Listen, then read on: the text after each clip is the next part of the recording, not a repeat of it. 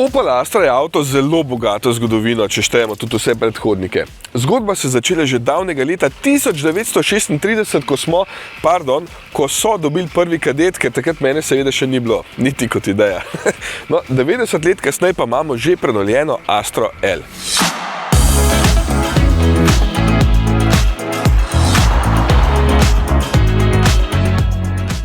Marsikdo bi si mislil, da takšni avti niso več popularni, ker vsi kupujejo samo še križance in tudi Opel je dobro zastopan med njimi, saj ima Mokko, Frontero in Grandland, za katere bi lahko rekel, da nekako odžirajo kupce Astrama. Dvojina, ker mislim na klasično kombi limuzino, in karavan, ki mu pri Oplu rečejo Sports Tourer. No, vseeno je še vedno prodanih 30% takšnih nižjih avtov, zato se jih še vedno splača razvijati. In če vprašate nas pri volanu, so za večino voznikov boljši, ker so bolj udobni in veliko lepše se peljajo. Ampak okej, ker skoraj vsi radi višji sedite, je logično, da se tisti potem tudi boljše prodajajo.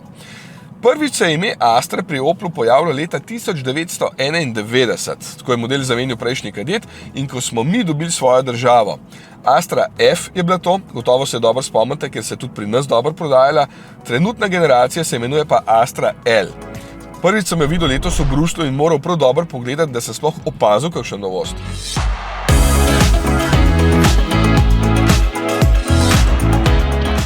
Zdaj vem več, ker so mi oblikovalci povedali, da je sprednji del povsem nov.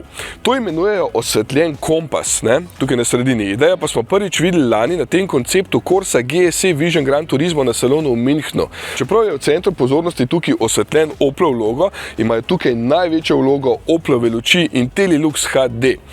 Imajo kar 51.200 svetilnih elementov za perfektno osvetljevanje ceste, obenem pa senzor tamle gor zaznava znake ob cesti in tam zatemni osvetlitev, da se ne blešči preveč. V praksi so povedali, da pri 80 km/h 30 do 40 metrov prej opaziš objekt zaradi teh luči.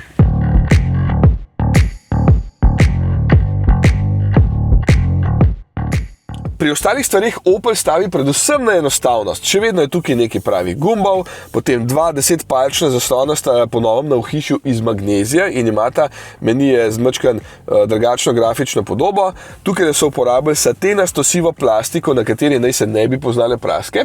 Sedeži so pa že od drugega nivoja opreme naprej ergonomski in jih res lahko pohvalim, ker imajo dobro oporo tam, kjer jo telo potrebuje, da niti dolge poti ne bodo problem. Karavan je za tisti, ki potrebujete velik prtljažni prostor. Od tega gre 1634 litrov, če podrete zadnjo klop. Ampak ta zelen karavan oziroma Sports Tourer je tukaj električni. In takšnega pri nas ne bo. Sploh!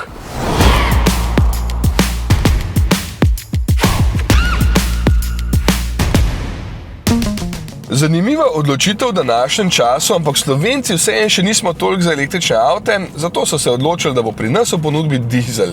Ja, 1,5 litrski turbodizelski motor s 96 kW bo še naprej v ponudbi, to je 130 konjev, kupovala ga bodo pa predvsem podjetja. Večina bo pa skoraj gotovo izbrala hibridno varianto z 1,2 litrskim bencinskim in manjšim elektromotorjem, ki imata skupno sistemsko moč 107 kW, to je 145 konjev.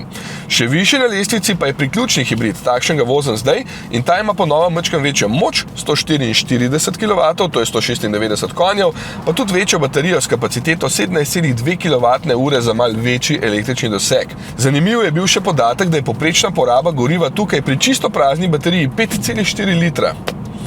Pohvalili so se pa še, da je Astra še vedno nemški avto, ker je oblikovan, razvit in izdelan doma v Rüsselsheimu v Nemčiji, čeprav si tehniko deli z ostalimi avti iz velike skupine Stellantis. Astra ima svoje mesto. Na tej premieri sem dobil občutek, da so Nemci končno spet malo zadihali, odkar ima skupina novo vodstvo. In mogoče bodo njihovi inženirji končno lahko spet pokazali tisto, kar že zelo dobro znajo, a ne? Tokrat na Hrvaškem. Ja, v Šibeniku so našli lokacijo za tole premiero. Drugače pa avto se pri nas že prodaja, prvi bodo pa na naših cestah maja.